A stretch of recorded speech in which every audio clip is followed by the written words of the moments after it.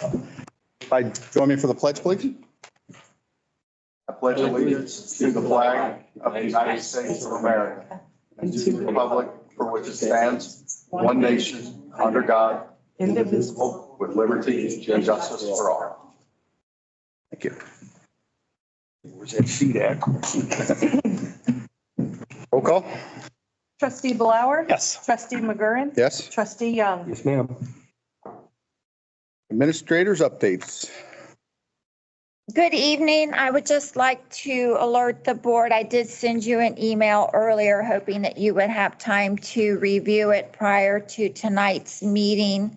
It's in regards to ODOT is requiring that the township enter into a sidewalk maintenance agreement for the portion of a new sidewalk that Butler County is requiring to be put in front of the new Dollar General that's going in on 128. Actually, that section is also 126.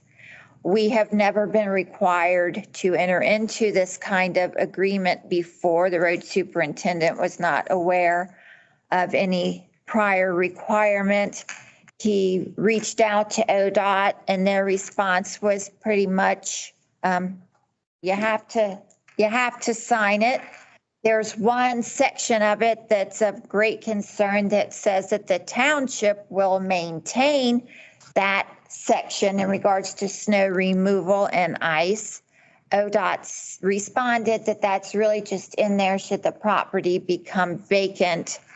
Also before you is the response from our legal counsel. She reviewed the contract and so all that information is before you.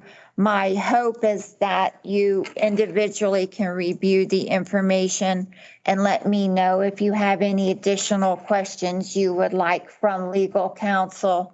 So that way this resolution could go before you for a vote at the next meeting. The developer has expressed to me that this is holding up the entire project. Well, snow removable years ago, when we put this one in out here, we did have a couple of years that we paid somebody to do that and then we just stopped. He drove a little four-wheeler up and down, put a snow plow in there. Is that a private citizen or was that? Private citizen, yeah. Volunteered to do it. We let him do it. No one uses it. Well, a little bit now. I guess I've got a couple of questions for Dawn. Okay. I was asking Keith if he remembered anything about this coming up for Family Dollar that's already there and why they don't have one and why we're now being required of one. That would be a question. Yeah, I believe that Paul asked that of ODOT and they said, well, we're requiring it now. So, Sounds like the ball got Okay. dropped on. Yeah, don't worry about what the tax was. We got okay. it. What liability does the township have if the document's not signed? Is that going to end up in a lawsuit Probably. toward us or toward Butler County? I mean, Butler County's the one shutting it down. Why If wouldn't we it don't- be required of the property owner to maintain Right. sidewalk? Generally, they are. If something like they crack or something like that, most places they are. But this says different. It says shall, Yeah. doesn't say may, it says shall be Right. perform and be responsible. I could see why you're being hesitant. By the township. Take the word out. Yeah. So what about the maintenance on it, if it cracks or Yeah. whatever? And why is the township responsible for that one business and not every other business Right. along 128? Amazing to me, we have developed a lot and the developer usually has to put sidewalks in. Not first, but Right. I like it. You want some, huh? You're glad you came to this meeting, aren't you? And who's responsible? Well, it kind of rolls into the same question. Who's responsible for future maintenance? And I guess the developer's paying for the sidewalk. So they're paying for it. Did they offer an explanation why this happened? They just weren't paying attention, slipped through the cracks? I'll confirm that with Paul, but I don't believe that they, So that's the only place you really want them, just in front of the stores? That's it? Nothing, nowhere else? 140 feet. The only thing that came up is, because it's, pertaining to this property. Get some skids and put them out there.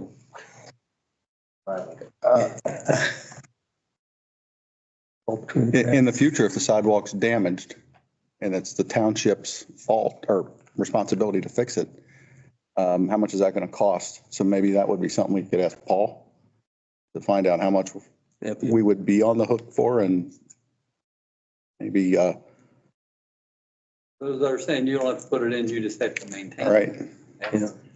tell them, in the future, we know it's going to get damaged at some point. And, Especially if you get heavy trucks going over it, stuff like that, they can crack it if they don't put enough fill underneath it.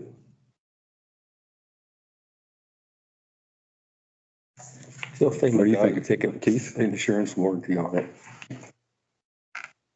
I like how they're throwing it upon us. Anything else, usually it's because it's on a state route. It's all on ODOT. And we come up with a new building going in, and now ODOT's saying, well, the sidewalk will be yours, and we take care of 128. It sounds odd. Specifying the 140 feet of sidewalk along the east side of State Route 126 and south of Central. Well, they got the wrong digit there. that's 128. Well, so No, I No. brought that up. That little section is 128 and 126, and you can see that. I had that map out about the annexation Oh. question, but you can see on that map, Okay. 126 does a little jog, and it is right there. this is very bizarre. The real 126 was the old road going down across the bridge, Right. but now it's designated so they don't want people on the old road. Okay. Who takes care of the sidewalk on this side? That the residents? I'd say the property owners. Yeah, property owners were, yeah. Yeah, Wants to walk on. so then it says if we're responsible for general maintenance, snow removal and what forth, and there's an accident or something on there, before we get a chance to clear it, is the township responsible for it from a liability standpoint? I believe Dawn says that the township would have no liability. Generally, township would be immune from liability as to the maintenance of the sidewalk. We've got a couple questions we need answered. I like how the hand is forced, though. Our hand? Yeah, Yeah, So you got to okay this, and you have to okay it. we do. So to review, the questions are, what if the township doesn't sign it? Yep. And who is responsible for the future maintenance? Yeah. And you want to know from Paul the cost to repair a sidewalk. That years down the road would be totally different, but I'd say that what's already out there set precedents. Now they're setting the different precedents. Set a precedent's not cited, that's all. Them dog responsible putting it in, maintaining it, we're not. So, what they can do is force it, but I don't think it will. It was an easy out. Let's just let it go. We won't do it. If the people on the west side of what I call 128 are responsible for the sidewalk, then wouldn't the tenant on the other side be responsible for it? Is this only for coverage if they leave? Is that the only maintenance we have to perform, or are they responsible What it said. while we're? Not what it says, but That's spelled out. their response to Paul was a lot of townships have had issues with that section. Mhm. Their response is, we are not modifying this agreement in any manner. That the intent is to cover should the property be vacant. But correct, that is not what it That's what says. it says. Okay. I'd say don't sign. More than that. That's a question for legal counsel. Yep. Yeah, and that was my last question, or one of my questions is what happens if we don't sign it? If we don't like that? Okay. Maybe we can get those questions asked and answered and then decide next meeting. Sounds good. And if you, in the meantime, if any of you have any additional questions, let me know and I'll forward them to Dawn. But that's all I had this evening. Thanks, Lori. Fiscal officer updates, Julie Joyce Smith. I want to say welcome and I'm thankful for the beautiful day today and sorry we're here right now. Beautiful afternoon, but I'm sure we'll have many more. I really don't have a report. I'm just going to kind of update you where I am right now. I'm in pre-audit paperwork. We're scheduled to have our 22-23 audit, which is rather perfunctory. It will be with an independent audit firm, not the state of Ohio.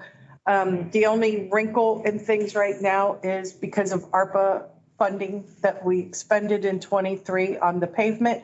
It puts us in now a single audit status, meaning 23 theoretically should be audited separately because normally we're in a 2-year cycle. I think there might be a little bit of it's not really a workaround, but there's a separate type of audit you can request because really the only reason we're in this position is because we spent more than $750,000 in federal funds, but they were ARPA funds. So it's not like this is our new way of doing business. We're always going to be spending these federal funds. So I'm working with the audit firm and I'm, depending on what I submit back to them in the pre-audit paperwork, which is a lot of fun. I'll have a little bit more information. Ultimately, I think we're going to have to pay more this year for our audit because of that single audit status. So just, hang on to the checkbook. I don't know that it will be double, but I'll keep you posted as we go. And then just for your information, found out this week through Facebook that our assistant county prosecutor, Dan Ferguson, retired without fanfare on Friday, which is pretty much the way he probably wanted it. But as Administrator Kyle and I were discussing, it would have been nice for those of us who rely on his guidance from time to time that we would have been informed from the prosecutor's office that Dan was retiring, and would have been nice to wish him well. And Kevin Garrity, who they hired after Roger Gates departed a couple years ago, is likely to be taking his position in providing support to the townships. So not sure if it's worth running those questions by him as well. I can't believe we'd be the only township that's ever encountered this contractual obligation with ODOT. It wouldn't cost us anything to ask them their opinion on this issue. So just a thought. And that's all I have from now. I'll be quiet. Thank you, Julie. Thank you. Discussion items. Number 1, Bennett Cemetery discussion with Ronnie Watson. Thanks for coming tonight. You don't. Good. Well, a couple years ago, caretaker Gene, which everybody, Gene, he's been there 48 years and knew that maybe he was thinking about retiring someday. His death came as a surprise, but we was maybe going to get somebody to work with Gene and run the cemetery and all the board members. I've been on the board over 50 years and it's just a voluntary thing. Nobody ever got paid except we had one paid employee, which is Gene, and a secretary. So now we've got a secretary. It's been there 10 years and the books, everything is in great shape again. Gene passed away and nobody knew too much about the cemetery. Gene, it was his cemetery, he took care of it, but I've learned a lot now. I told somebody the other day, I'm digging my own grave now. But the Savannah Cemetery to me is a real asset to the community. It's all taken care of and we Don Demerit, you guys, you know Don Demerit, he left some money to the cemetery. Said if you could ever buy some of the Brown Farm, you know. So we ended up able to buy 10 acres, that doubled the size of the cemetery. So it's good for 100 years. Financially, it's in excellent shape, which most cemeteries aren't. We're just thinking that, you know, the township was interested and wanted to run the cemetery like we think it should be run, but we'd be interested in maybe, you know, if you get the cemetery, you get it all. Of course, the money has to be used. Can't buy fire trucks or whatever. Truck. No, the state's pretty clear on, it has to be a separate set of funds. Yeah, we've done a lot of work. Yeah, Milton so- Fitton's office, Bill Capp, about what happened and how it could happen. Yeah, actually, the accounting software we use, there would be a module that we could add on that's specific to the cemetery, and it helps you track those funds and revenues and Right, expenditures. yeah, we've pretty up to speed now, and actually worked for the last 4 or 5 years on getting the internet part worked up, but you can Google Bennett Cemetery now and put somebody's name in. It'll give you most of the information that you want to learn. Someday we hope to have it where the stone will show and where it's at. We just had, there's 22 sections to the cemetery, and we just had these nice section letters made, and we're going to try to get them installed before the. We just been lining last year, auction new equipment. So, you know, since June died in October, and I spend more time at the cemetery. It's kind of fun. We don't want you to spend It's too more much time calming. there. So that's it. And I just wanted to plant the seed and see if the township would ever be in. We don't actually have a cemetery, do we? Not that's township. That's what I'm saying, when other townships. We don't I know have- do, but, you know. we I just mean- If the board quit and said, we're not gonna run the cemetery, you don't have any choice but to take it. Right. But you don't have to sell any more lots, but you're on the hook for the maintenance. But that happens a lot to cemeteries because they don't have any money. So, you know, but our cemetery, luckily, we it's lucky or good investment. Financial. How much does it cost to run the cemetery a year? Well, I could give you all those numbers. It goes in the hole. Right now it wouldn't because we're not paying Gene enough. Mhm. We're having an outside contractor do the digging now, but it usually goes in the hole about 30,000 a year. Our income, lots more than that. So it's, Your expenditures are a little more than what you have coming in, but that would Right, make yeah. sense. It's not you're not No, in the it's business to a make money. moneymaker. A lot of people think the cemetery makes a lot of money. No. The upkeep, so plus it's self-sufficient, self-funding Yeah. the way that it is. We have been, the first quarter of this year, since we've been doing it, we had 17 funerals. And in the first quarter, and we usually have about 35 a year. So I've learned a lot, I want you to know. wow. Death rate is going up. It would take some ongoing discussions. Yeah. Some long-term discussions, because it would require extra personnel on the township's part, you know, obviously. Would. Would that fall under road?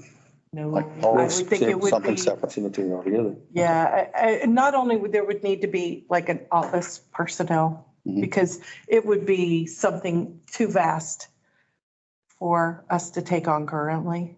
Mhm. So it would probably, and you know, you kind of have to have somebody here and available to answer phone calls. We'd have the cemetery phones in our office. And Right. They do lady a there, phenomenal one lady job is the secretary.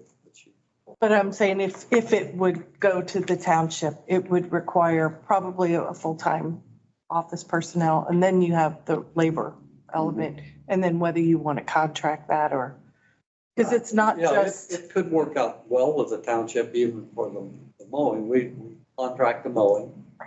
But I know you guys mow also, you know. but I don't think they could take that on because it's a lot. I mean, it's- Without additional personnel. Right, additional person. Right. You know, we pay right now, sounds awful, but $1,985 a week. People to mow it. Mhm. But you know, they bring 3 mowers and 3 people and 2 more people with meat eaters. And whole day, so it really put the pencil to it. They're not getting rich, but they're I've done it now for about 5 years. That's about 30 weeks a year. I'd say. Something like that. 60,000. And then that's not the digging and the snow See, Gene removal. always done that, Right. but now we have Jonas. Jonas is a company that does the monuments and that out of Harrison. They're doing an excellent job. We just call them, they come and come forward and they pay you for it. Do the digging and then you're there and pull the hole back up and the vault people are setting the tent up. So it's really, it's a wreck when it first happened, but now it's pretty well. Baptism by Yeah, fire? it's okay. Like I say, you know, no young people on the board. When people doesn't have the same interest.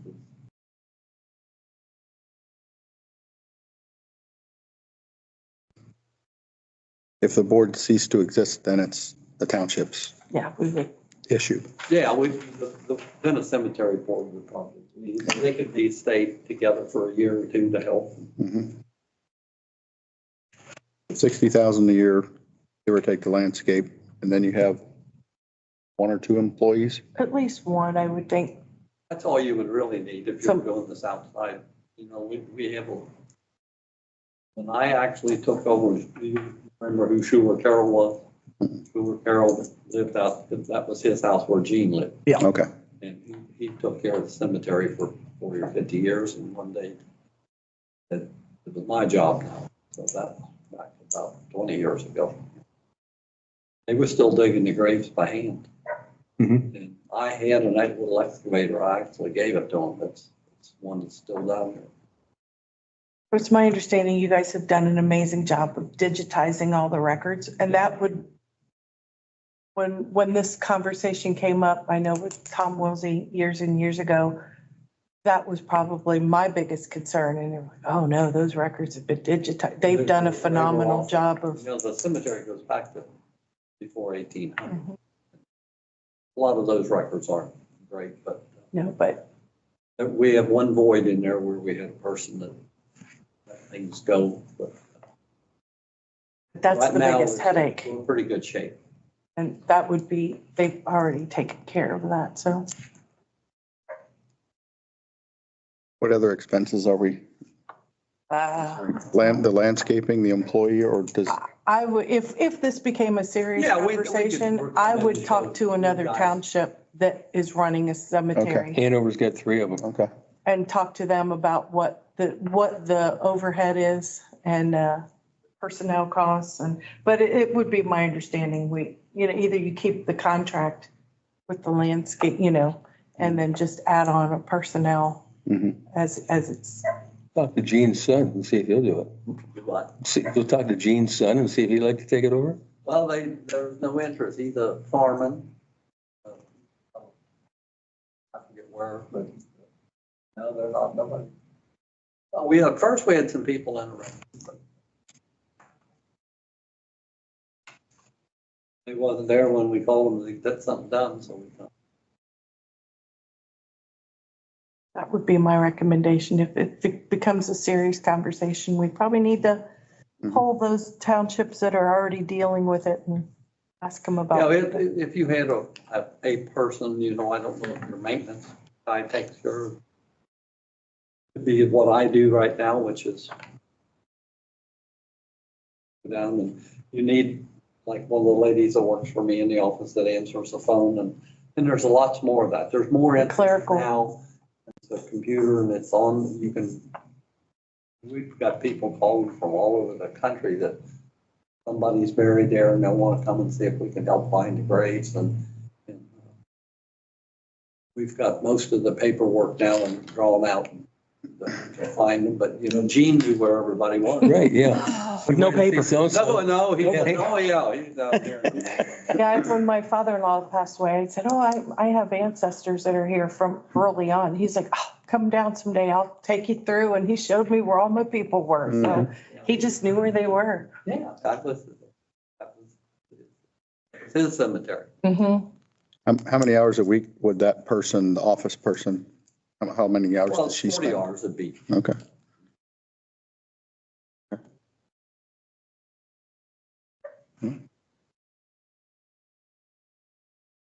Yeah, I can give you, we've got good records of all of what it took for Gene and his expenses and blah, blah, and costs for the mowing and what it costs for.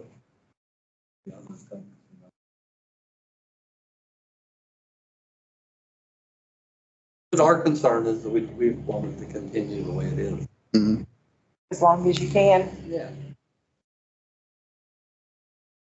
I think we should dig a little deeper to find, like you were saying, with a Hanover or, Or Raleigh You know, Township. something like that. Or one, I don't know if one of the bigger, like Liberty or Fairfield, if they, I know that there's a module on UAN you can add, which would increase your cost for, our annual cost for UAN. I mean, the more modules you have, the more you pay. But it's, from what I understand, I've never looked at it, I've never set eyes on it, so. But from what I understand, it's a pretty in-depth accounting. What's Yeah, it? and then there's, in the last several years, the state has got pretty involved. Some of the cemeteries isn't doing what they're supposed to, but like if we sell a lot, 10% of that money goes into a trust. Supposedly that if the cemetery was to go broke, the state's got this money to maintain. The states, you have to tell them everything. Oh, absolutely. In pre-audit right now, I understand. Yeah. Isn't it, every trustee handbook, the trustees could take care of it too, cutting grass. Yeah. In some small townships, they do it. against it. As I told Ronnie when I drove by today, I'm like, you don't pay attention to how big that place is. Right. You take it for granted when you walk in, but when you drive past it, there's a lot there. Yeah. That's a lot of work. Yeah, and every year, it's like the guy mowing, he raised 8 or 10% this year. And I said, that's fine because he's got another 40 stones to mow around and trim around Yep. because we do 30 to 40 a year, Right. Yeah. Hard to believe that many, really. That'll wear out a zero turn. There's a lot of maintenance on them. I think we should dig a little deeper in it just to find out what. Yeah, what and we're getting. it's just preliminary Yeah. thing, like the board together again. When we started this, it was Gene, and we thought we could get somebody to work. Gene could either go to work for the township or that. Mhm. Somebody how to take care of it. Mhm. It'd work out that way. Yeah. Yeah. Ronnie's getting old too. Well, maybe this is just a little more proactive way to sort of fix it in perpetuity, a little bit. Okay. Anybody else have any questions? I have none. Thank you. Thank you for your time. All right. Thanks, Ron. I appreciate it. Have a good weekend. Next item, allocation of remaining balance of ARPA grant funds. At our last meeting, I had said I would have for you a better representation. It's the one with the blue borders. There's different columns. We started the year with $65,212.84. Of that, $18,172.69 has been appropriated for the various retention bonus. I put them all, I lumped them all together. $3,600 for the labor for the garden club project, $5,300, $3,500 of that is for the garden club, and then the other $1,784 was for the mulch for the playground, which leaves us with $38,135.90. Now, I had to, with Chief Miller's retirement, I went ahead and did his allocation on his fire retention bonus.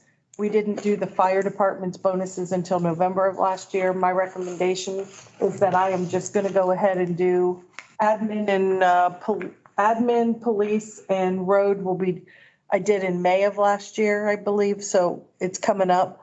I'm just going to do them all. I'm going to do fire as well because I want the money spent because it will cut down on the amount of reporting. I can go in and do I just completed or I'm in the process of doing the ARPA reporting that's required by the April 30th of this year. And I had to do the ambulance and the fire and the ambulance, the first responder and the ambulance ARPA funding reporting as well. And I can go back in and just say, I'm going to update the reporting, even though it's a year in advance, and say, we're done. So in a long-winded way, I'm trying to say I want to get the money spent as quickly as humanly possible. Because keep in mind, we have the county money coming in that we're going to sub-grant to RAM and G Foods. And that will be a whole new set of reporting and processes. So I would like to get this money as spent as we can. And if we could allocate that 38,000 towards something, my recommendation is that we put it towards our 24 paving and save the road department that 38,000 that they might have to pay out of pocket. That's just my recommendation. If you have something specific that you feel like that 38,000 can be spent on in one big swoop, I'm happy to. Accommodate that. Yes, absolutely. But again, my request to the three of you is we need to spend this money, spend it. And so I can report it and then we can focus on the county agreement because we still have agreements that we have to do, agreements with the subrecipients that we have to do. And again, we have to have this money spent soon. So. How much of the 38 goes to the retention for the people? Oh, that money's already been taken out. That's in the first line item under salaries. Okay. That all has been, all the money that we need to funnel. I think when I first reported last month, it was 12,000, or 2 weeks ago, that number was more like 12,000. So I moved all the other retention that we needed to. So that's all accounted for there. Okay. Like I said, the garden club project is there, the mulch project is there. And so that 38,000 that's sitting in the contingency bucket needs to be put somewhere. And we need to do a resolution at our next meeting saying where we're going to, how we're going to spend it. And the easiest thing, in my humble opinion, is to allocate it towards paving. I agree. Money well spent then. It's the most equitable. It's used by, it's for the benefit of all those things. Unless there was a specific project or something where there was a line item in a dollar amount and we knew it was about 40 grand or 50 grand and but that wouldn't even be a drop in the bucket for the radios. So that would be a burden on the fire and the police departments mid-budget cycle to come up with money. And again, that's just specific to those two departments. So with paving, yes, it benefits the road department, but it benefits the township in a larger capacity. So we need to know for the next meeting if this is an acceptable solution for the spending of this money. And that we could have the resolution prepared and, because I have not done the paving purchase orders yet either. Which I need to get those knocked out, so they're ready to go.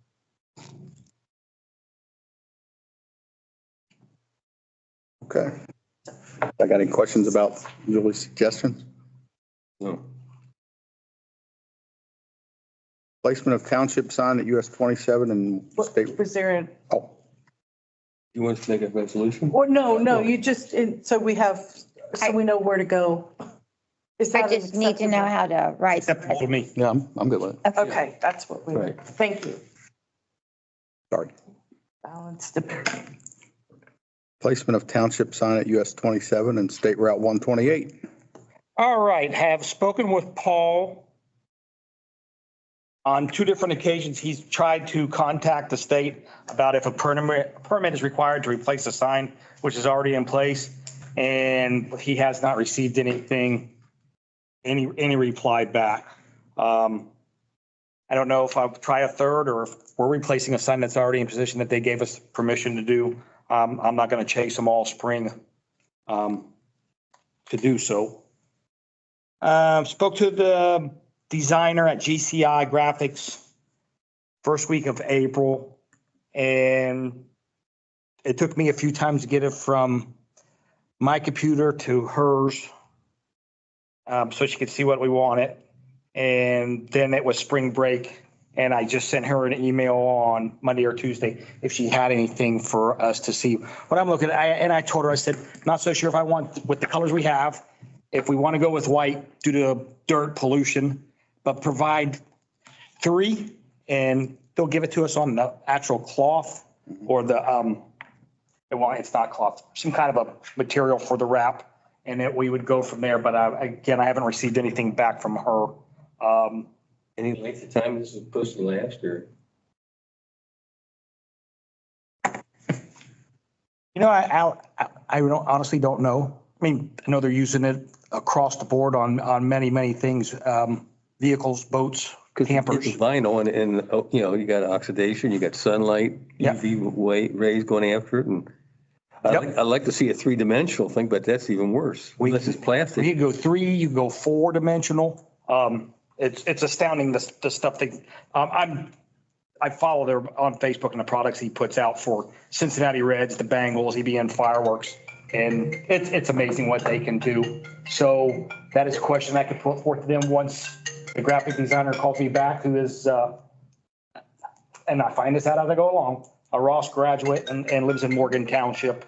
So when I speak to her again, I'll ask her, what's the life expectancy of the wrap? And we get 5-10 years out of it.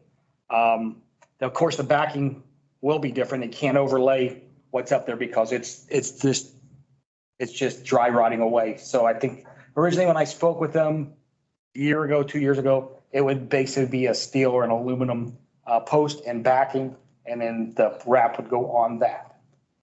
Steel will rust and aluminum. So it's going to be aluminum. Aluminum will, the acid in the soil will destroy the aluminum. Keep it up, Dave. Where do you want me to go?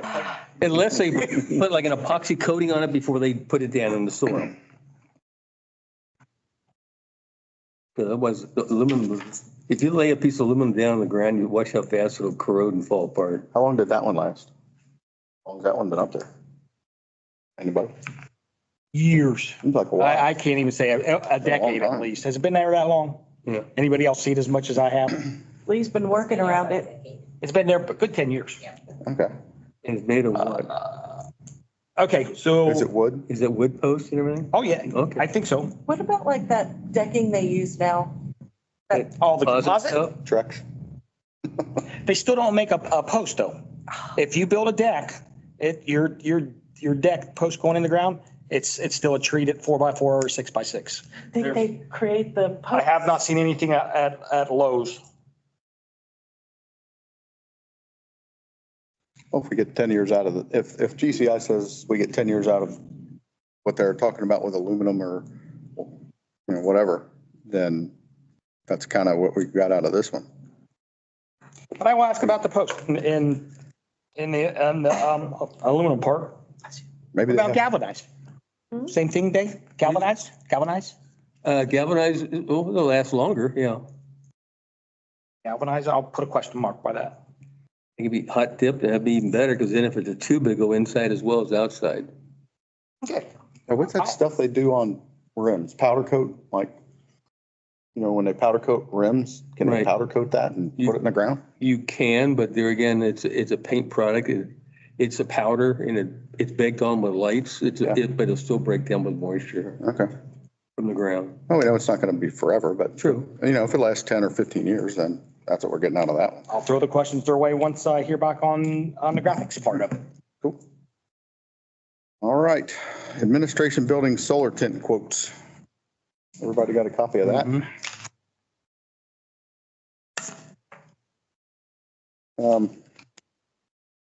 Anybody wants to see the films? Which one they recommend?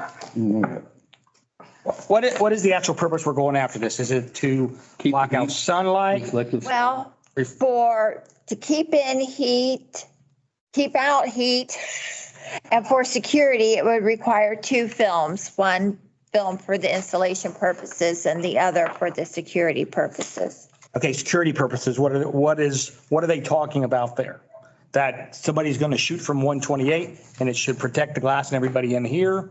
No. Is that what we're talking for? I think it just kind of prevents the glass from, shattering and. Well, this glass should become small pebbles. Yeah, this should be tempered, no matter, because it flexes with the wind.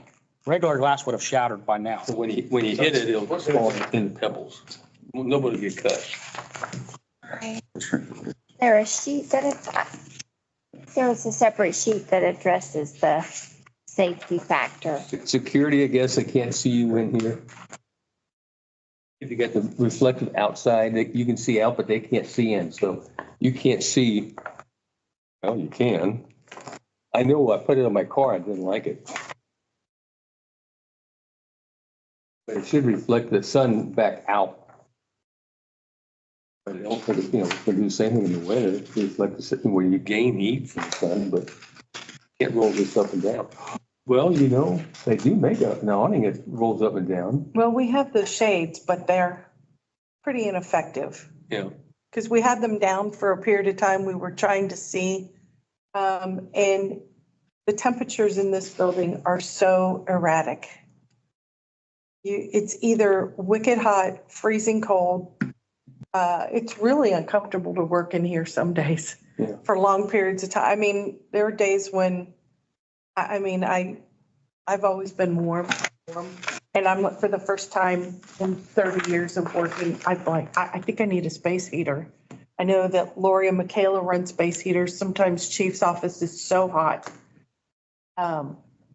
And we're freezing. The temperature regulation in this building is 0. So you only get one thermostat? Mr. Young, that is a great question. I pretty much tell people they're not allowed to touch the thermostat. Well, I understand. Dress in layers. If you're hot, take stuff off. If We you're do. cold, put stuff on. I wear blankets I in was the just wondering, how winter. much would it cost to have the system changed to a zoning area? I think the overall heating, cooling, and electrical systems in this building have been patched together. It's right about $6,000. You can change a standard system that's using the same duct, you're just putting in dampers. So if one part of the building is calling for heat, it'll close the damper off from the other one and warm this one, and then so on and so forth. So you need like 3 or 4 thermostats. You tell the base unit what to do, and it's a matter of electric motor closing the dampers. It's probably One going is to darker than the other. be a much bigger project. In that, okay. It wasn't planned to be that way. Okay. I think the question is, how much are you willing to, what's the best payoff to invest in this building as is and try to fix When it it comes time as to it replace the is? unit, when it comes time, Or- that's when we'll think of it then. Or is there a much greater remodel need Is that, this the best use of the So we have space? one furnace or a couple? I think we have 3, There's two for the building, 2 in the garage. 2 in the garage, okay. We don't really use the two in the garage for the fact that's useless with as much as the doors Right. up and down. But I think the units in AC, outside units were all updated when they took over the building. Okay. They all look So fairly it should be new. two thermostats, and I can't believe we got two separate units and two separate ductworks and only one thermostat. I'm not 100%. That's the only one I know of, I'm right? not 100%. Is there a thermostat down in the PD? I believe so. And there's one in my office, but I don't believe it works. And then Oh. we have this one out here. And then I'm not 100% convinced the heat actually works in my office. Again, I just wear blankets. All right, we'll take care of the windows. I'll come down and run a check on the thermostats and stuff like that. It's a puzzle. The whole building is a puzzle. Okay. Well, I thought it built with steam heat originally.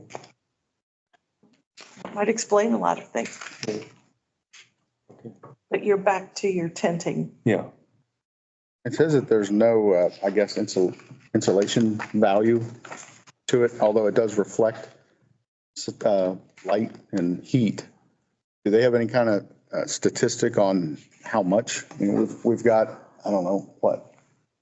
So many square. 300, 400 square feet here, or I don't know. And then cubic feet, how many cubic, 10, we have a cubic feet here. 60, 70. How much can we expect that to sort of save? Because I mean, during the day, I've been in here during the day and it's hot. Well, the front windows are the ones that really be probably the worst. Yeah. So we get 1,000 square feet of window spaces, back it out, take away 400, we get 600 across the front. So how much would it save us to have that reflective heat? Because that's the south side.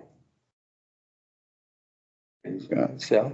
Is that 25? Well, the sun's going this way, but anyway. So I'm just saying each section's 10 feet, so you get 6 sections, 10 foot high, it's 600 square feet.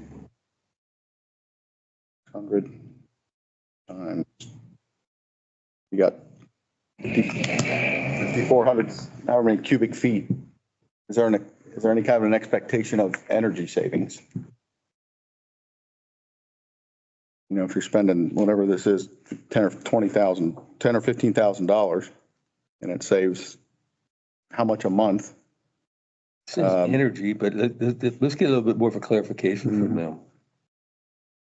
I don't know, they're going to say, well, we can't tell you that, but they got to have something. I agree, and Have we asked anybody else for bids? Solar tenting that we require? No, I guess before we venture down that road, this was something that trustee McGurran had suggested checking into. So I thought, we'll start with one quote and, see the ballpark. And if this is something that you're definitely interested in, then I will get additional quotes. in other words, let's have one window and stand in front of it when it's really sunny and see if you feel no heat radiating off the glass. The Tell them to come in here, put a sample up, and if it does what it says it does, we'll go ahead with it. Oh, Now, if we want the combination of safety and what's the word I'm looking for? security and safety. Security and Insulation. insulation, then you have to do a combo maneuver. 2 film. Is that what I'm reading her email to say? So Yes. you'd have to take the You have to option pair 1, it. 2, or 3 and combine it with option 1, 2, or 3? Okay. $1,000. If we save $100 a month in utilities, you know, in 10 years, is it paid for, or, you know, whatever? I'm looking at payback. The summer would probably be more beneficial than the winter. Yeah.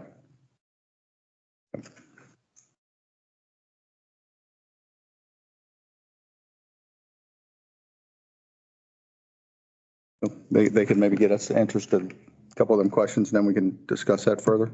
Okay. We want to do before summer though. I've got a gentleman that does my cars that when I seen this Lord, I sent him a text and he said he'd be willing to stop by and look and give us a bid and talk about it. He used to be a Ross resident.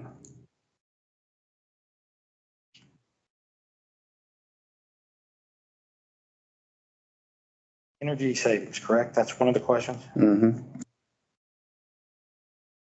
Nobody Test, I'll set up a meeting with him, for him to meet me one day and look things over and submit a bid. Energy savings is one. What's another question anybody had? Maybe also have them give us, somebody who's had this done. So like a dealership, a car show, if they've had it done, let's see what it has done for them. Give us some, past customers.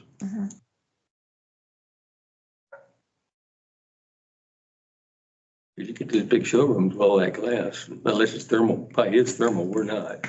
There's a difference there. Okay.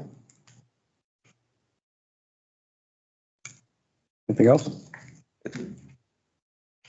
Continue discussion on the implementation of the Ross Hamilton JED 1, particularly the annexation high overview. I know Pat Woodside emailed us some information on that.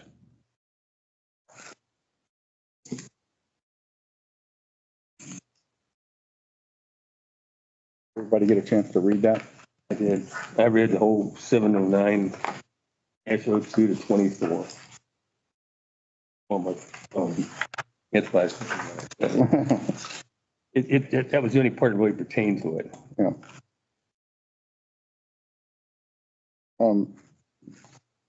Since you attended the meetings in Columbus this past winter, how does that experience meet with what you read here? They were mainly, the class was mainly a lawyer up there. It was, he was helping townships get out of these things or try to make it more beneficial for them. Wasn't so much about the annexation. Like I said, the annexation has to be according to at least 5% of the property has to be touching municipality and no more than 500 acres. And the only place we have to worry about Hamilton touching Ross Township is up around Black Road and Hind Road. No, not Hind, that would be St. Clair. That's why I have that map there, so you have a visual of where all Hamilton touches Ross Township. So Hamilton itself, it doesn't really touch us that much. And for the JED itself, which is way down here, and like I said, it's about 5 or 6 miles away. So the thing I'm looking at, I'm going to throw a hypothetical out there. Okay, so the JED shows 6 lots right here that belongs to the Burns Farm into that JED. So that's touching Burns Farm. What is the possibility? Okay, they can't annex, they could, but it'd be hard for them to annex any part of the township. But if they get this JED down here working, which they would become part of, and the 6 lots on School Road is part of the Burns Farm in the JED, would that give them area to come in and annex? From there, from there. that point here. No, the JED was established, and in order to have a JED, you have to have a relationship with a municipality in order to. Oh, I know take that. But the location of the JED has nothing to do with what they have the ability to annex. Okay. Their ability to annex is still contingent upon What is there? proximity to the Okay. township. I just think it might be a snag in the grass. Oh, so you're saying, is there a possibility? Is there a possibility, something hidden in there we don't know about? That's why did they have to put those 6 little lots in there? I don't care what Burns do with their farm. I just don't want that thing to become part of this. So I can't understand why it was so important to get those 6 little lots, which came from Burns. And if Nancy really wants to get rid of the property, she could say, yes, I want to go annex. Oh, I see what your question is. That's where I'm coming at. I don't think, that's a Pat Woodside question, I think. I just look at everything hypothetically. What I was told is that there had to be a minimum amount of properties to actually have a JED, and that's why those got put in it. I don't know that for a fact. That's just what I was told. Why don't you go down there to, what's his name, Randy Lane's place? Get it, incorporate that into it. But they didn't. And that's what I'm saying. When you get the 6 little lots right there, that head is part of the farm, and then they're put into the JED, could that be a basis that is touching? Expand from there. It's hypothetical. Yeah. I'm just thinking, there could be a snag in that damn law we don't know about. That'd probably be a question for Patrick, wouldn't it? We just just to settle that, the way I understand it, that if those properties are put in the JED, does that give Hamilton annexation, or does it keep, well, would it keep them? The idea, I think, Okay. was to keep them from doing it, doesn't Okay. stop them from doing it. Yeah. And I just still can't for the life of me figure out why in the hell would Hamilton really want to benefit us? There's always something in there for them. Back in the days, okay, I'm going back to when I was around, Hamilton was dying. And that's why they started going after West Hamilton, get it away from Hanover Township. Why isn't Green Township ever having a problem with the city of Cincinnati, the city of Cheviot? Why isn't Coleraine having that problem with the city of Cincinnati? Why are these other townships that are big and have a lot of money you can incorporate and go after, they don't have that problem, but we have a problem with Hamilton? You know, they're prospering now. I don't think they're going to really go after anything. I wouldn't worry about annexation from them. I don't think the people up there on Black Road was, oh, yeah, sure, I want to become a part of Hamilton. I want their higher taxes. I want their schools. I don't think so. I'm willing to put my cards out, hands up, call the draw. They're not going to do it. Part where Hamilton touches Ross Township is much farther up Ross, Hanover, not Black Road in Columbus. It's all the way up towards Cody beyond Hanover Reserve. Yeah. Or whatever that Hanover subdivision is to the left, but it's almost to the flashing light. Subdivision off to the right, it's a dead end. That's where Hamilton touches Ross Township. Is it called Cody? Yeah, Black Road is way too far down for, This is black. This is black up here. yeah, it is Cody Drive beyond Davis. Okay, well, that's where I've got Yeah, these little hash marks here. yeah, Black Road's too far into the township for them to touch us. Too far west. Yes, Okay. yeah.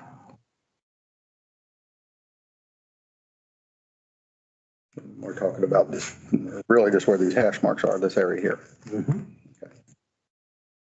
I just don't see them doing it. There's no benefit for them. I wouldn't worry about annexation, but I still don't like what the judge does.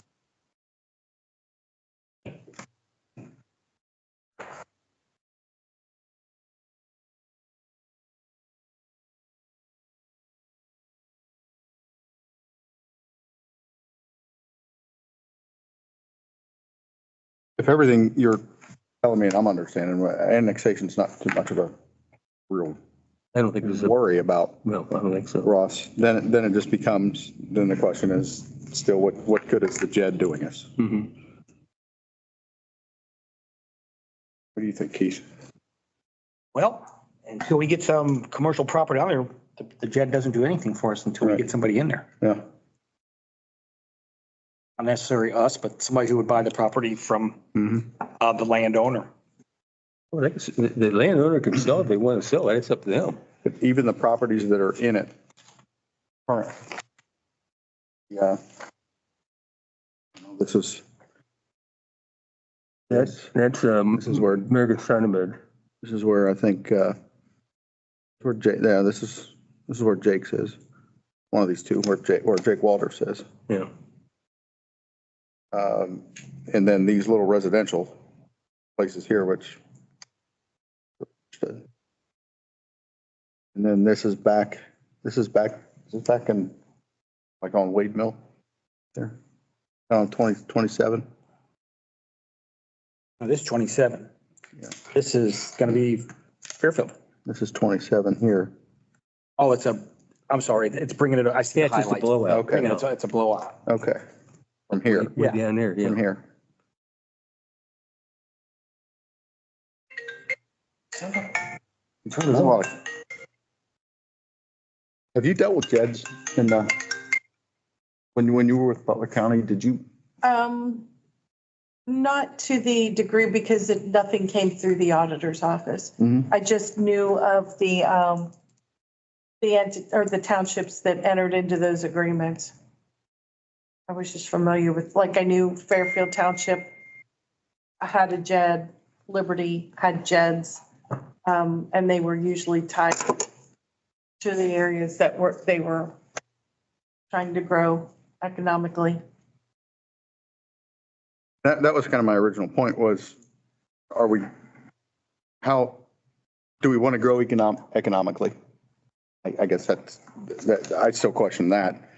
And I don't see a lot of continuity. You've got some properties up here, got a bunch of little ones down here. You got a few over here, and then this little tiny one here at the end of Wade Mill. It's not like there's one continuous. Well, I think once the Burns Farm changed ownership, that was the plan to put it in at that point in time. Right. Because as long as it's being farmed, they didn't want it subject to JED. Because there is an income stream there. Right. So it was an understanding that's my understanding, that the reason it's not currently included, but once it gets included, it creates it completes the picture. So how many acres, 350 acres on Burns? How many acres are in the other one? It can't be more than 500 according to the law. Oh, I take that back. That was annexation. That was annexation. I can't see, if you want to call it downtown Ross, going that direction. I think it would harm what we already have. And that I feel that the people enjoy. We don't need commercial buildings coming in, hotels, motels, 6, or anything else like that. We all have, like I said, we all came, most of us, not all of us was born here, but a lot of us came here for a reason. And I think it's our job to keep that reason as long as we can keep it. Why do we want to become a Corrine, a Fairfield, a Green Township, anything like that? We don't want to be like that. The properties that were identified to be included in the JED, first of all, they were all vacant. So that way no one was forced in to automatically Right, that pay. makes sense. And the residential properties on School Road are part of the Burns Farm. Right. And the owners of those properties, as Julie indicated, were in favor of the JED, but they, to have included the 2 larger parcels, their income would have been taxed. So that's why those 2 larger properties were not included. But, the parcels that were identified were ones that are currently vacant, but, are prime properties to be developed. It's part of the land use plan too. Right. So, if they are going to be developed, the township, this is a means for the township to get some benefit from that development. You go out in Blue Ash, you have a real nice section right here for houses. Right next to it, you get industrial. What the hell? I don't want that. I still feel as long as we don't let that JED form its chairman, keep it down, let it die. I guess we're still at that point where I kind of got. If there's a JED there or not, that doesn't stop commercial property from being sold as part of the farm. Well, they have to get a zoning change, yeah. And as Yeah. long as it's part of the land use plan, that will happen. Yeah, Well, then we better change that land use plan. a so little we bit. just did that. I know. Took over a year for half a dozen men and women of this community to go through that page by page and either make minor changes toward it or keep it the same. But yeah, it was just recently redone. And not many revisions from the land use plan that was drafted in 2008. There weren't. The one I think Dave's talking about is what they call the Downtown Regional Center, which on most of the maps is blue and white striped, which is the Burns Farm. So we're back to that question is, do we want a downtown regional center there? Which means we'd have to change the land use plan or at least talk about it.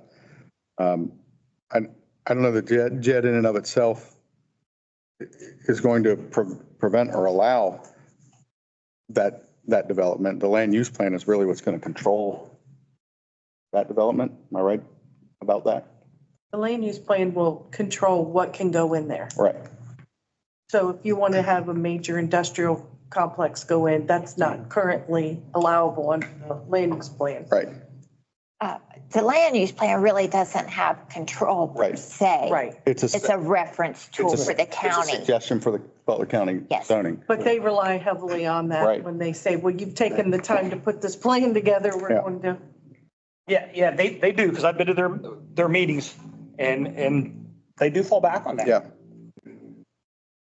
So if the residents of Ross and decide that they don't like this, if we decide we wanted to change that, then changing it through the land use plan is what we do.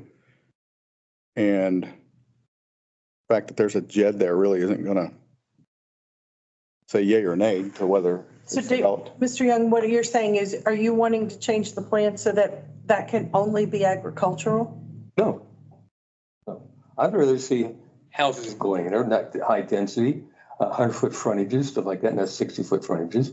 I would like to see, But you do realize that currently our tax base is so heavily reliant on residential, and that's what I put out there in my, and that's the Letters. burden. So I you're, know. you're continuing to say, without new business coming in of any kind, the tax burden is going to fall strictly on the shoulders of the taxpayer, the homeowner, and you're happy with that? no, hold on.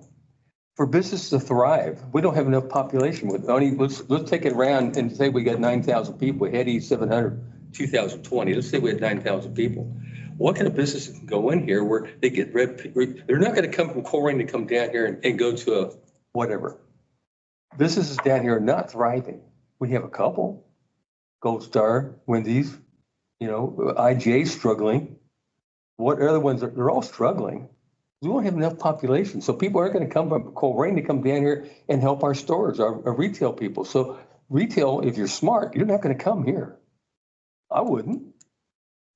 If you can't have repetitive business from the population that you're drawing from, you're stupid to go in business Well, down what about here. a senior living community where you have an assisted living and nursing, skilled All nursing right, care? that could possibly happen, but that's up to the developer. Like the young lady who was here last meeting, I would like to see small condos that we can afford. Well, if I got a half-acre lot, I got a choice of putting a $500,000 house in there or a $250,000 or $300,000 condo. Guess which one I'm going to build? The $500,000 one. And that's up to the developers. Because what people want, if I can make more money on that same plot of land, that's what I'm going to build. So the possibility of small condos coming in here isn't going to happen for the people who would like to stay here. The retail business coming in here isn't going to happen because we don't have enough population until we get about 20,000 people. And that's going to be down the road quite a ways to help retail people. So that's where I stand, because you could build a strip mall. What are they going to do? They're going to leave the ones they have right now, maybe fill that one up and leave the other ones empty. Look at Colerain Avenue. Constant turnover. And look, they got 60,000 people to draw from in that one area, much less what's around them. And they can't keep retail going. So I can't see retail come down here and relieving our tax burdens. That's why I put it But out in your the plan paper. is to continue to put it on the backs of the homeowner. That's where it's going to have to be. And that's why I said in my articles I put out there. You have to understand this is where we're going to be for quite a while. It's not going to be easy on us, but if this is what they came here for, and you don't want to be in a Colerain or Fairfield Township, we have that burden on us. And I think the people understand that. Some of them may not, but you can't satisfy everybody. So yeah, I'm still saying the JED, as far as I'm concerned, is dead. Should be. I don't see any real big benefits for it. Us, getting 2% of income tax. How many hundreds of thousands of dollars is that little JED going to generate? It isn't. So it's not going to relieve our tax burdens here. It was Tom Sawyer painting the fence, trying to make it look good. I don't think it's going to happen. I'll take whatever relief I can from a JED. That's fine. You think it's going to lower your taxes? It won't. But it may help from raising them again. That was the state did that. That was thank them. Kind of becomes a personal question, I guess, that each household, are you willing to pay a little bit more to keep it the way it is? Or are you looking for tax relief? And I guess we really don't know the answer to that. I mean, we can surmise. I'll be honest with you, for me personally, keep it the way it is, yeah, I'll pay more. I'm okay with it. Mhm. But I understand people who aren't. I truly do. Yeah. But Well, Mrs. Stinkins, you people own a lot of land. How would you feel about it? I fall back on the intent of the land use plan. I think that has a lot of good perception involved in it.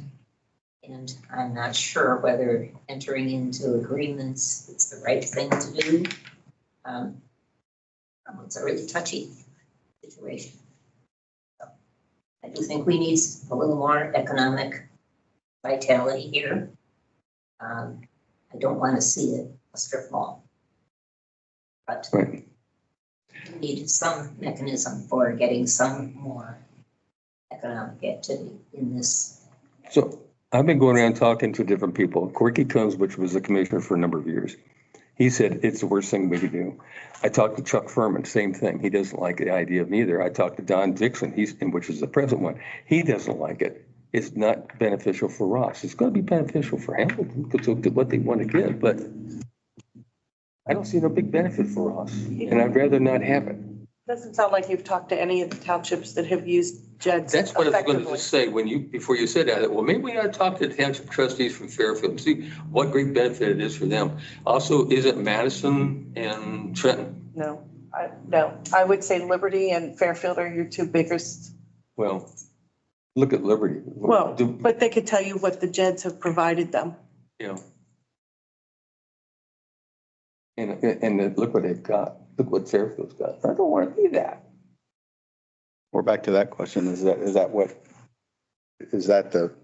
start to turn this into what that is? That's- So that, I don't know. Should we ask, we put a survey out? Should we ask people what they think? What they think? You know? In one or To two the people words. or another community that has JEDs in place? Well, I Ask them, what has the JED created as an asset to your community? Yeah. Or has it been a negative to your community? Right, if you look at Liberty Township, they got industrial, they got commercial, they got retail, they got homes.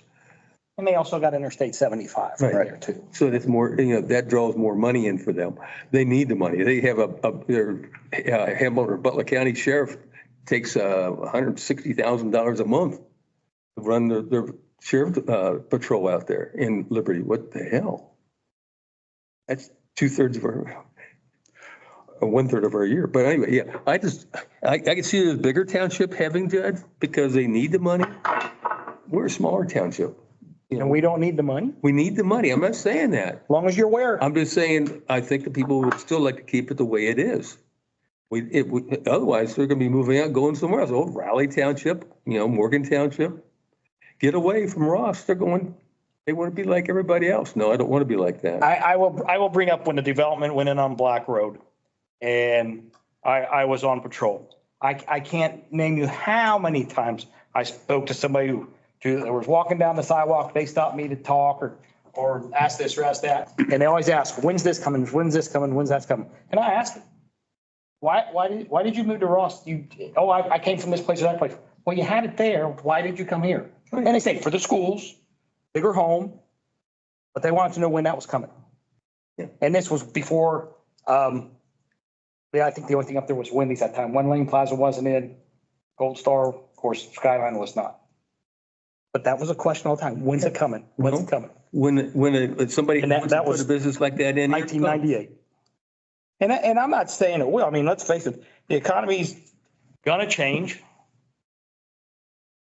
2 years down the road, it's gonna change again. Things that are gonna change in that manner. But whether that JED's on them particular parcels or not, if it's sold and that developer divides it out and they put something there, it's going in, whether that JED's in place or not. Again, so why not reap the benefits of that? Land use plan falls into effect.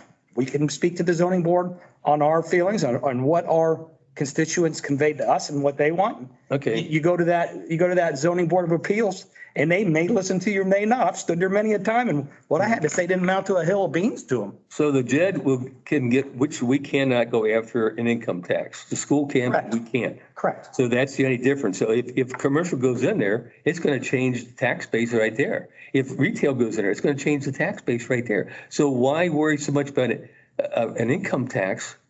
You're not, these people aren't being, making a lot of money. It would be going there anyway.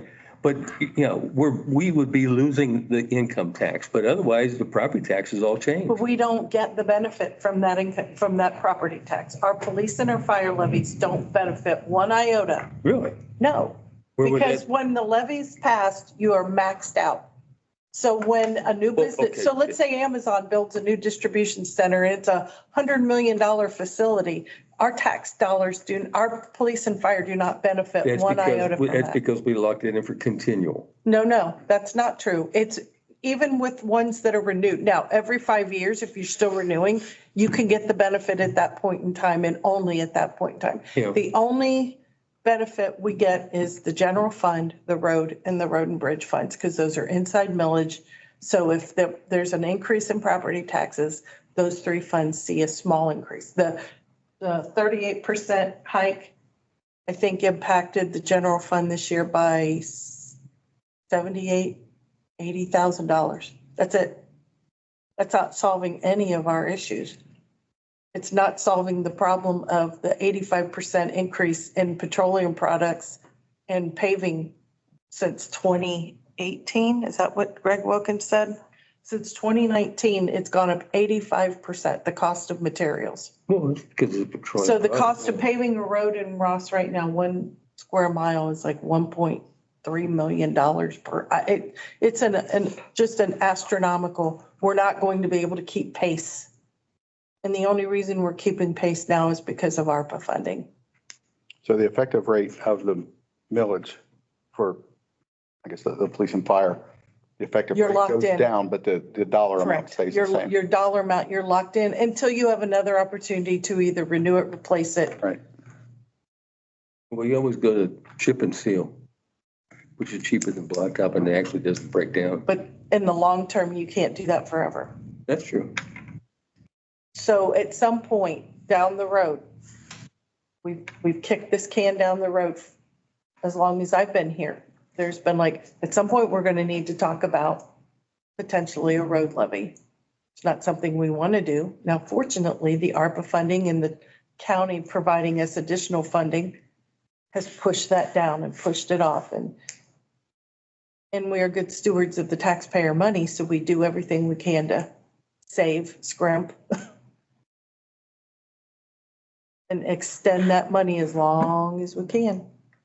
But at some point, the general fund is going to be on the hook for road improvements. It's coming.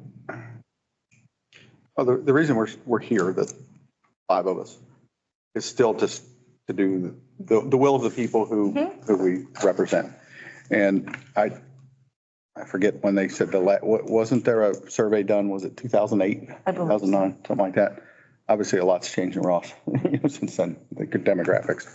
So I'd really like to know I really want to know what the people think. I know what I want, but I'm one person out of 9,000, whatever. So how was the survey done last time? Was it online? I believe it was mailed. It was done through Miami University's Center of, the entity that produced those booklets, Okay. Center of, They have yes. Now, they may have expanded And their actually, technology since then. They may be doing online. they might have. I did not care for how the survey was structured. Mhm. And actually, the former administrator, Bob Bass, Tom Wilsey, and I went to meet with representatives from that department to try to conduct another survey.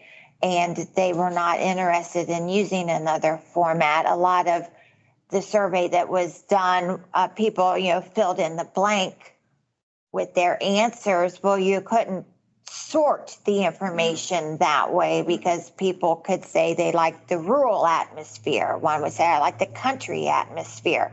You know, there are multiple terms that could mean the same thing. Well, you can't sort like that. So we were trying to structure a survey that, you know, you could, A yes or no? right, or give give them a choices. choices. Do you like the but, country rural atmosphere, you know? right, they weren't, at the time, they were not very willing to deviate from the pre-formatted structure that they had in. That is a group with Miami? Can we ask them again?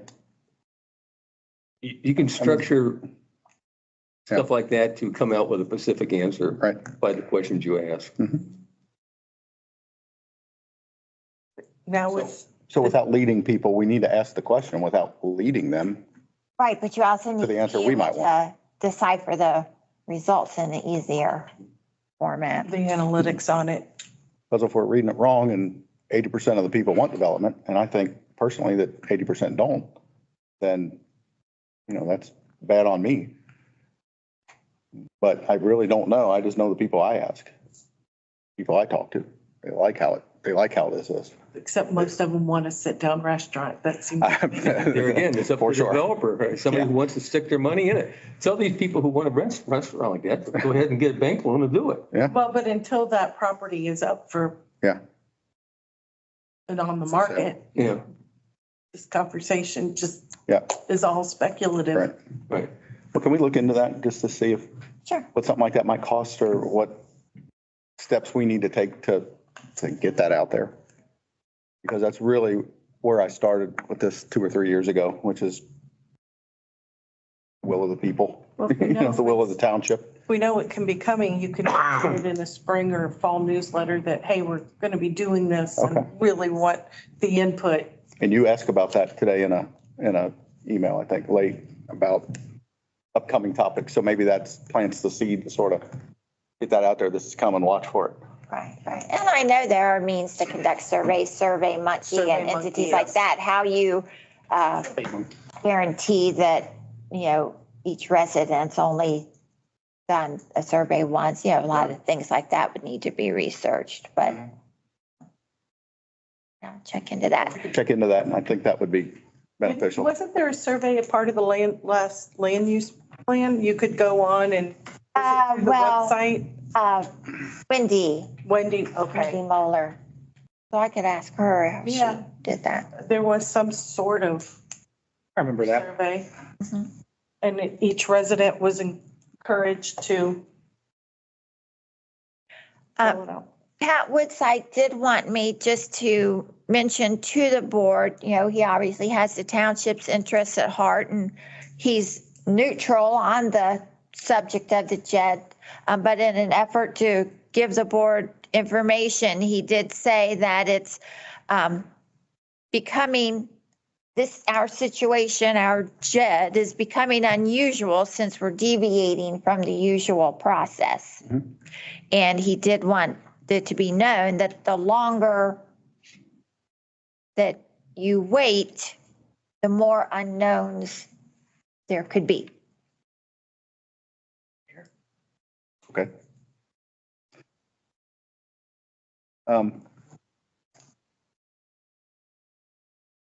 Yeah, we kind of have two things going, I guess, at the same time. We have the JED issue and then the issue with probably what is more control is the land use. If there's going to be, if we don't like the land use plan, just that one spot of it, then, you know, do we want to amend that?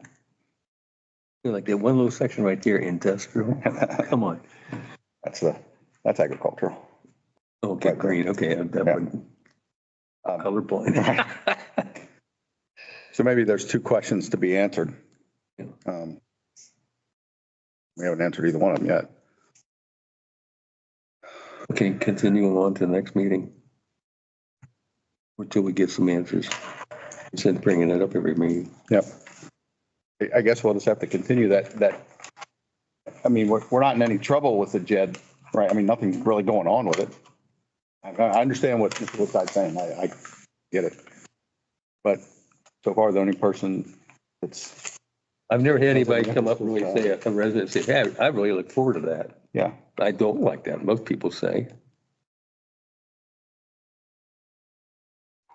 But I think it's worth the ask. And then, you know, again, But in case Amazon would come in here and want to build up a plant like that, then we'll consider it. Until that time, no. You never know. That's true. So do you have any more questions for Pat Woodside? In regards to, I don't. Annexation. I mean, other than what, by continuing this conversation, are we creating a problem for anybody? I don't believe so. We are. So what is the next step for the JED? Next step, I say leave it sit for now. I mean, my own opinion is leave it sit for now. And, dance in place. and let's Don't go anywhere. kind of look and see what we can do for a survey. And if people really want it. If they do, then, okay, we'll go that direction. If they don't, then maybe we need to look at the land use plan and maybe we need to look at the JED.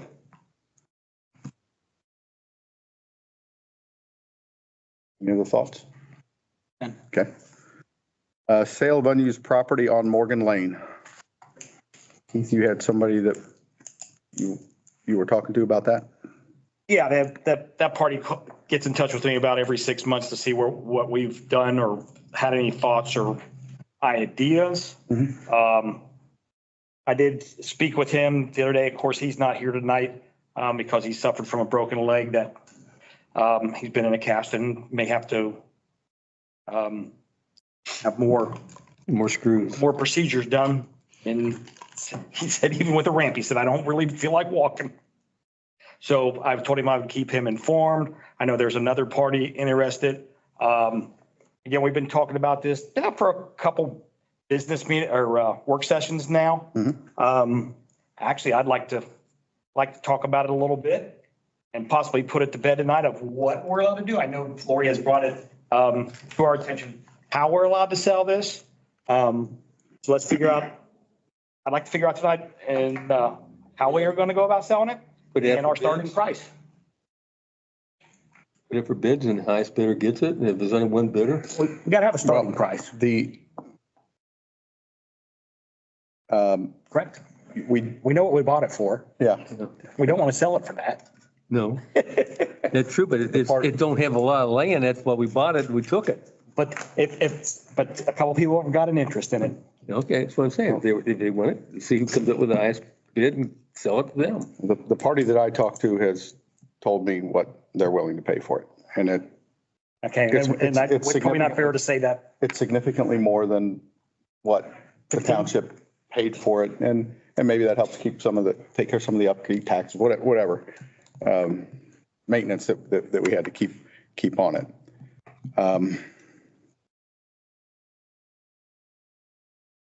I'll be honest, one of my fears is if we do put it out for open bid and everybody lowballs it, then the person who's already given us a bid or given me a verbal will say, well, nobody else wants it. I'm only going to give you this.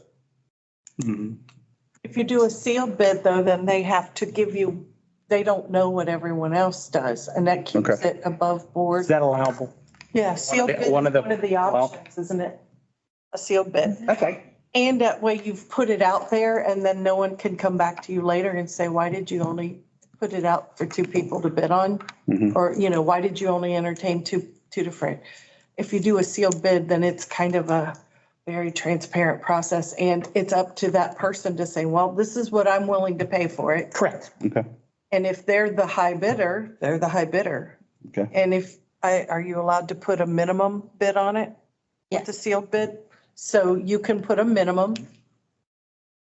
And then. You don't hit the minimum, you don't sell it. Right. Right, So if that's everybody lowballs like and any they other come auction. in below and then you've done it honestly, you've tried honestly. Okay.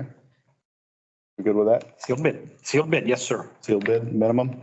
We want to throw out a minimum there? And then it protects you as a board because you've done it fairly and equitably. And because you know somebody, and of course I know the gentleman too, Yeah. many years. I mean, And I know the other. Personally, I just walked up and introduced myself. Then our names are out of it, that we Okay. favoritism somebody, sealed is sealed. Okay. Do we want to discuss the minimum on it? I think so, if we're gonna not ever have to see this again on our work Okay. session. Sounds good. Well, we probably will need to discuss it one more time because I'll lay out and we'll have to put ads and, I'll kind of tell you in the next meeting. Sounds like a winner. Okay, Have somebody appraise it. But I will need to know the minimum bid amount all right. Now or at that point, once you have that stuff? either. Okay, Okay. I'm with that. When she's ready to go up, we'll, okay. Okay. do we, and again, I said I would look at my paperwork that I had at home, and I think I did, but I'm 100% sure that I didn't go to the website. Do we know the price that the township bought it for at that time? Was it 15? It was around 15 for 50. both properties. If it was around 15,000. So now we're just gonna come up with an opening bid. And didn't I say the property is currently appraised at 18? Yes. So according to the auditor, I mean, that's exactly what you want. All right. Right. So maybe one more meeting, we can get that Cross done. something off the list. Get that off our agenda. All right. Anything else from the board? I have nothing. Dave? All right. Public participation. Lee Stinkin from the Village Farm and Garden Club wants to talk about the beautification at the intersection of 27 and 128.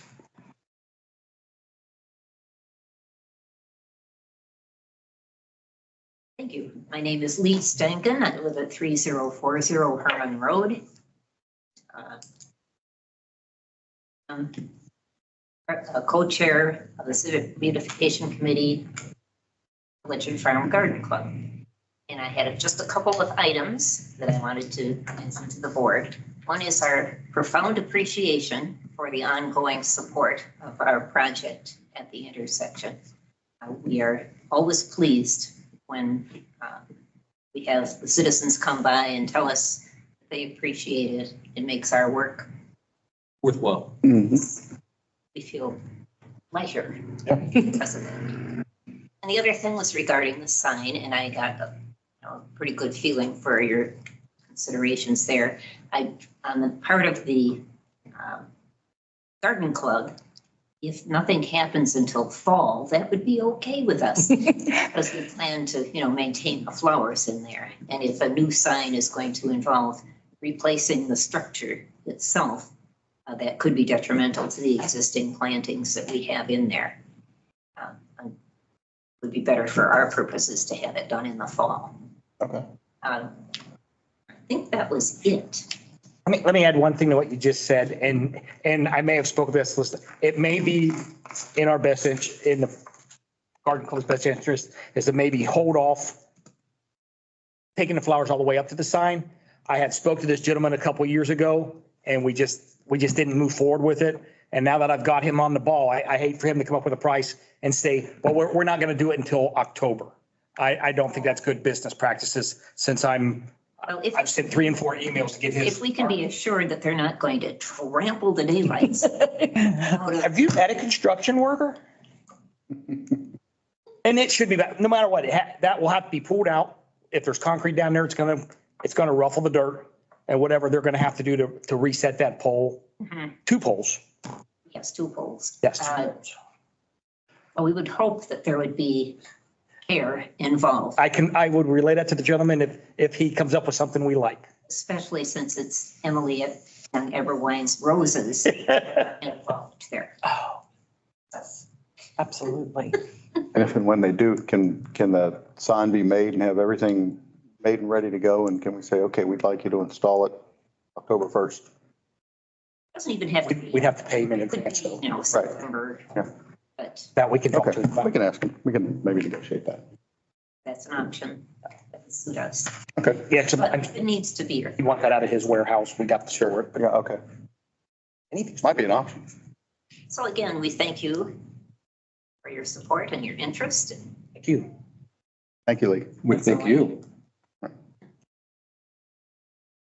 Hoda and Sammy, you are representing Ross High School and would like to talk about school start time. Well, this might be more of a school board issue. We accidentally, Yeah. we got a little mixed up with the. Well, you can practice on us. How's that? Sounds good. Okay. Thank you. Okay, so hi, I'm Sammy Broadcast. I live at 374 High School. And then that's my friend Dakota. I'll let her tell you guys where she lives. And then recently in our government class, we've been researching this issue about like starting schools, start times like later. There's been a lot of recent studies that's found like start later. A lot of teens have improved attendance and learning. Also, the teens' mental health has drastically improved with that. And like many like low performing and high performing students would be benefiting more than not. And a lot of teenagers have like a lot of after school activities, or limiting trying to do homework. So that would be students like staying up later, not getting sufficient sleep for the next, that's resulting in lower academic performance. So say we start school times later, then this would result in students having more energy and like attendance during the school day to try to be more effective during the school day, which would result in less homework during the night that they'd have to catch up on. And we were thinking like a kind of a rebuttal might be that with school time starting later, kids are just pushing everything back and it's ending up back in the situation that we've been trying to fix. But like I said, like with school starting later, kids are getting more sleep and that's leading to more productive work time in school. And they have more motivation to like get that work done. And then some states have actually already gone through like changing the school start times. Like I know California, they changed the school start time from 7 a.m. to 8 a.m. and students' academic performance has jumped and their attendance has like jumped drastically. So a lot of students are starting to be getting like less than 7 hours of sleep a night, and with this change, they've been getting up to 8 or 9 hours a night. So now that's like giving them again more productiveness, more energy throughout the day, and it also helps teachers because they aren't having to wake up as early to get to schools as early, and yeah. Hi, my name is Dakota Packey. I live on 2483 Morgan Ross Road. So for some parents, we understand that it may be a struggle to get their kids to school on time and to get to work on time. But we would propose that the schools could offer, if comfortable, to open their cafeteria. I know Ross, they open their cafeteria, but maybe a little bit sooner if the parents couldn't get there on time. And they could also ride the bus. And we understand transportation is like a big thing for Ross High School. But if we propose that the middle school and the high school could do transportation at the same time, like they could run the same routes, it would save on like running the same routes twice and also just be easier for the bus drivers and the whole transportation management. And we know this has been brought up multiple times, but we would like you guys to consider the positive effects on this. So yeah, that's basically all. And we just wanted to share that with you because you guys are in the Ross Township. Ross High School is a part of the community. So we would just thought that we would make the public aware of this. I think your big problem will be transportation. They're taking small kids, putting them with big kids because you got bullying going on. Right. Topics are totally different what high school kids talk about and middle school kids. So that's going to be your big one right there. Just to try to get everybody picked up at certain times, and brought back at certain times. You got split school from kindergarten and stuff like that. And transportation is going to be your biggest problem for them to change. Yeah, definitely. Because we were thinking, if anything, like we understand a lot of parents like need to get to work at a certain time, but like also since COVID, a lot of parents are starting to work more from home. And there hasn't been a huge, like, yes, some people have been starting going back to work, but I know both my parents, they work from home right now. But I was thinking, like, if they really need to get their kid, like, to school, like, that early, like we said, like, the schools could, like, open up, like, a bit earlier, like we already do. And if they, like, but if not, instead of, like, running both at the same time, like, that would save a lot of, like, I guess, like, it'd help the bus drivers a lot, but it's, I don't think how to say this, but like a lot of students now, like a lot of them are driving or they can carpool with like neighbors and stuff because a lot of like a lot of kids like are driving, like I said. And, or if not, like they could just ride the bus, because I know that's what like a lot of kids have had to do already. So, How would it work with like after-school sports? There we Because most of the high schools get out within general same, if Ross would change, but Fairfield and Talawanda don't. How are you going to coordinate after-school sporting, like tennis matches and, you know, all the others, Baseball games. baseball and? yeah. Well, from what we've kind of seen is that a lot of other schools have been thinking about changing their start times as well. Because my aunt, she works in the Talawanda School District, and they had a meeting, and they were thinking about pushing their start times back as well. So I know a lot of students who are in those sports, at least the older ones, they leave early, so Okay. like they have like a third, fourth block off. So when pushing it back, like for us at like Ross, we've had to wait sometimes like a long period of time after school because other schools get out later than us. So pushing our start time back would more match up with theirs instead of like pushing that back. I see kids is playing video games longer at night. I'm in bed anyway. If I don't have to go to bed later, I don't have to go to school earlier, I'm staying up later. I'm gaining no more sleep. Well, this was a good practice for you Does when you go the, talk. does the state require a certain amount of hours per day or per school, per year? Yeah. Okay. So you're coming in later and you're in school later. Right. Yeah. So the amount of hours is really the same. Yeah. It's just for us, it's just like a lot of students from like we talked to at least at Ross, a lot of them would appreciate later start times because I know at least a lot of the females I've talked to, they get up like super early to get ready for school. So they're getting maybe 5 hours of sleep a night. So instead of pushing these start times back would increase their like sleep time and would like help them be more productive in school and have not so many students falling asleep in class. What- And what- better hair. What keeps them from going to bed earlier? I think for me personally, I'm in athletics. I play volleyball. We actually play volleyball together. I think it's just the athletics and then, so like, okay, for example, like you have an away game. So then school gets out at 2:10 and then we'll usually leave the bus around 3.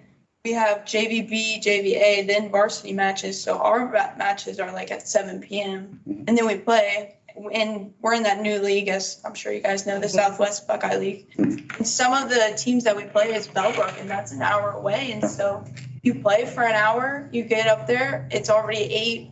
You go into fifth set maybe, then it's 8:30, then you're going home. It's 9:30 by the time you get home. It's And you almost still 10 have o'clock. homework. And then you have no time to do homework, so I understand that late. So I think personally, that's why I wanted to choose this topic, because I like see myself so much in like this topic and how it affects me personally. So I think it's that. And also, I'm sure a lot of high schoolers procrastinate or they're up playing video games, like you said. So Can't get used to it because when you graduate, you're in the real world. Mm-hmm. What is the start time?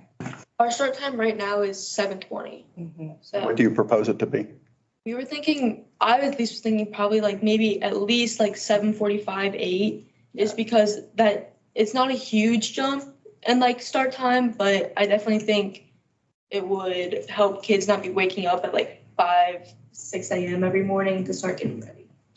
And they're done at 2:10? Yeah.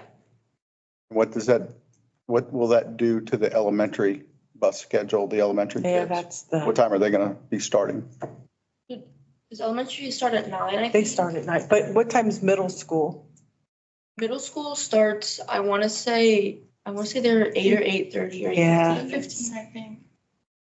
Yeah, that would. So you I got to think pick the that's- kids up. Yeah, I think that's definitely one of our Biggest fallbacks. in hurdles. this. Yeah, Mhm. it's definitely the transportation and working along with the other schools. To be honest, how many high schoolers are riding the bus? Probably freshman, sophomore, and then after that, it Yeah, really I'd thins say out, it's- doesn't it? Yeah. it's I much don't know a more- lot of people honestly who ride the bus because I've seen a lot of people, because honestly, like I know like a lot of younger kids do, but a lot of like high schoolers, they tend to carpool more than ride the bus. Mhm. Yeah, So I stopped riding the bus freshman year because my sister was a junior, so I think that is for most people freshmen. Yeah, I was gonna say, in my experience, it's maybe freshman, maybe sophomore. yeah. Right. So because there are buses at that early hour that hardly have anybody on them. Right.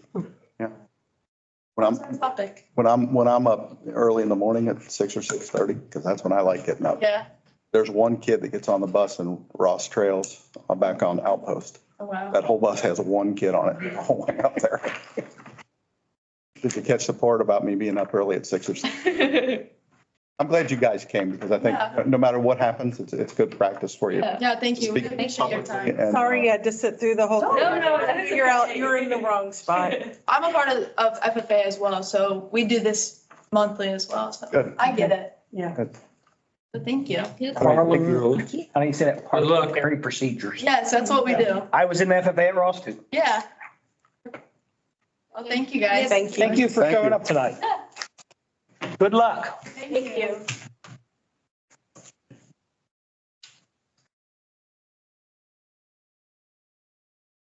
Mark, you gonna talk to us at all? We're gonna watch to see if you go to Flubs. That's.